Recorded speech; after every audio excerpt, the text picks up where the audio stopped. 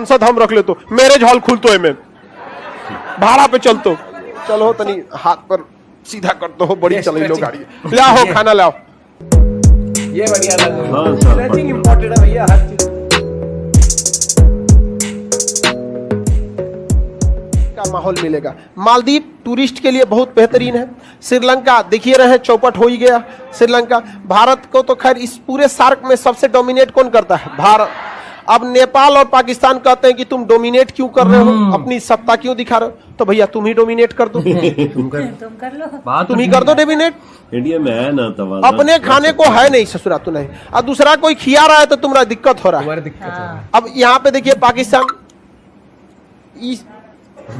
गुस्सा गुस्सा हमको ये समझ में नहीं आता है कि हम ही से टूट के इतना ये गिर कैसे गया।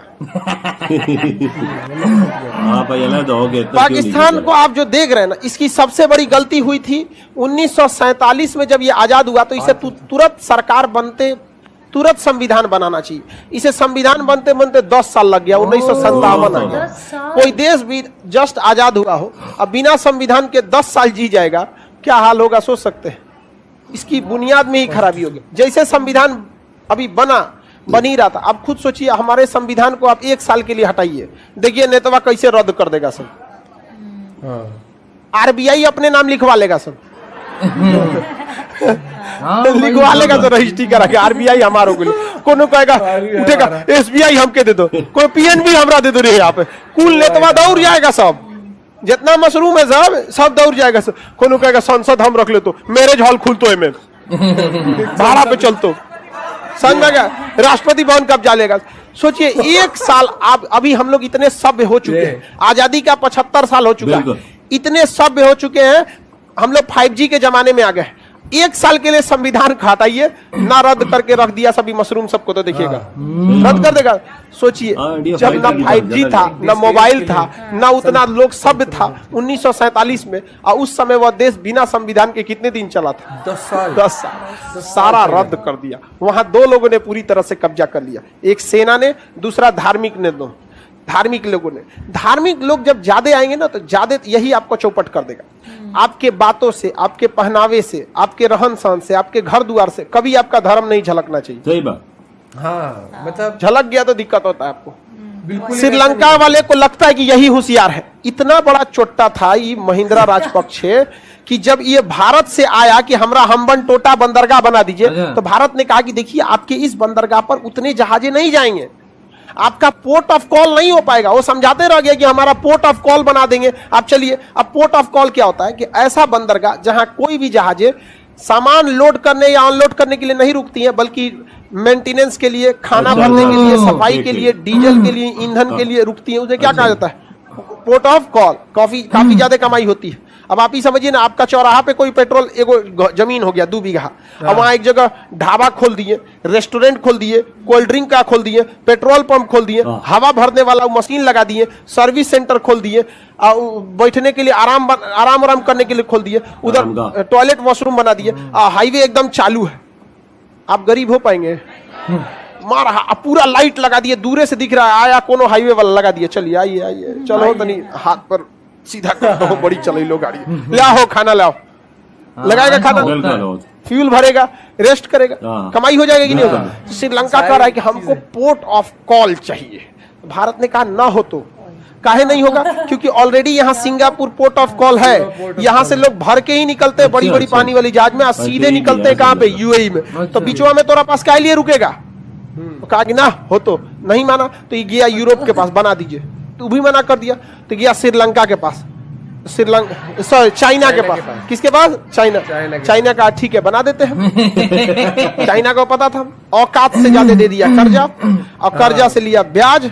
अब ये पूरी तरह हो गए हैं बर्बाद। जा सच एकदम अच्छा हुआ। ये भी जेलेंस्की का भाई, ये समझिए महिंद्रा राजपक्षे, ये तो पूरा खानदानी चोर है सब। आज इस पे को वीडियो बना दे, चलो आज इस सबको बनाइए देते हैं किस तरह से खानदान दर खानदान मिलके, क्या खानदानी चोर टाइटल रहेगा, खानदानी चोर ने डुबाया श्रीलंका। खानदानी चोर ने डुबाया श्रीलंका। हम बोलने वोलने में कुछ नहीं जाता है। कई को हमको कहता है सर इस तरह से नहीं ना बोलना चाहिए। हमरा कोई चीज सिखा रहा है, कोनो हम सरकारी पद पर बैठल है। तुम बोलेगा नहीं और हमें बोलना नहीं चाहिए, बोलना नहीं चाहिए तो फिर बोलेगा कौन? बोलेगा कौन? हाँ, कह रहे मैं सरकारी पद अरे पे खुशी को तो बोलने दो। तो बताइए श्रीलंका चौपट हो गया कि नहीं?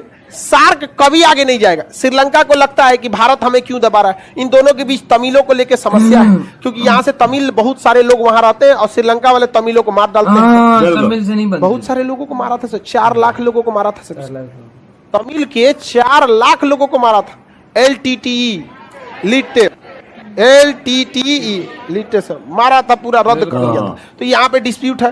पाकिस्तान और इंडिया में देख ही रहे, इन चोटों का कुछ कहना ही नहीं है। शांति करा रहा था मार में। यहाँ पर नेपाल वाला को कुछ कहना ही नहीं है। यहाँ पे ये भी जाएगा। श्रीलंका के बाद अगला नंबर नेपाल का है। अगला नंबर किसका है? नेपाल का है। और इसके लिए सबसे ज्यादा जिम्मेदार होंगे KP शर्मा ओली। यहाँ पे भूटान से तो कोई, भूटान के लोग ना काफी ज्यादा मतलब कंजर्वेटिव विचारधारा के, वो बौद्ध धर्म को मानते हैं। कहते हैं हमारे यहाँ का हवा शुद्ध है, पानी शुद्ध है, खाने को मिल रहा है, प्राकृतिक है, खेती करते हैं, कोई टेंशन नहीं है। मारधार के लिए हमारा भारत देख लेता है। उसकी पूरी सुरक्षा की जिम्मेदारी किसकी है? भारत। हमारा कोई टेंशन है ना है, शांति से जी रहा है। खुशहाली के इंडेक्स में इतना आगे है भूटान। और इसी ने ही GDP के जगह पर कहा था कि भाई खुशहाली का भी एक क्या होना चाहिए, मापदंड होना चाहिए। पैसा तो GDP से नापते हैं, खुशहाली भी नापिए। तो भारत ने कहा कि दूर सच नहीं, हमारा कौन चीज में पीस रहा, हम खुशहाली नापेंगे तो हर गली में तो एगो दर्द कहानी सुनने को मिल जाएगा। हमारे यहाँ कोई ऐसा गली नहीं है जिसको आप कह सकते हैं ये गली ठीक ठाक। मतलब यहाँ पर समस्या भारत में गरीबी नहीं है, समस्या ये कि गरीबी और अमीरी में इतना फर्क है कि अमीर लोग इतने आगे हैं, वो पता ही नहीं चलता। वो इतने आगे जाते हैं कहने के बाद कि भाई मुझे यहाँ पे तो बंदरगाह वो बना के दे, आप एक आदमी के पास बैठे तो उनको कहते थे क्या जाता है 2-4 लाख अभी तो अच्छे बन जाते हैं। याद कर रहे हैं यहाँ पे इतने आगे निकल गए ना कि आपको उनका दुख दर्द समझ में नहीं आएगा। ऐसा करा 2-4 लाख में क्या रखा? अरे भाई यहाँ कई ऐसे लोग हैं जिसके अकाउंट में कभी 25,000 से ज्यादा रुपये नहीं रहा। तभी बर्बादी को क्या कर पाएगा? तो कई सारी समस्या है। तो क्या सार्क सक्सेस है? बिल्कुल। सार्क सक्सेस के ऊपर से कहते हैं कि देश में धर्म वही चैनल डंडा देता है। कभी धर्म वो तो भाई उसको पैसा चाहिए। कितना आगे? सही बात। सऊदी अरब को कभी चिल्लाया है, वहाँ जाके पाकिस्तान चिल्लेगो करता था। जो हमारे साथ है वही बुनियाद आया है यहाँ शांति से चंदा मांगने भगा देता है। ये चीजें मुझे तो आज पता लगा कि यार आप तो इज्जत नहीं देते हमको। धर्म अपनी जगह पे, नीतियाँ अपनी जगह पे, सबको अलग रखना चाहिए। अंग्रेज उसको निचोड़ के लेकर जो ही करके सब बिल्कुल सही बात है। और भाई हमने सीखने को भी मिला।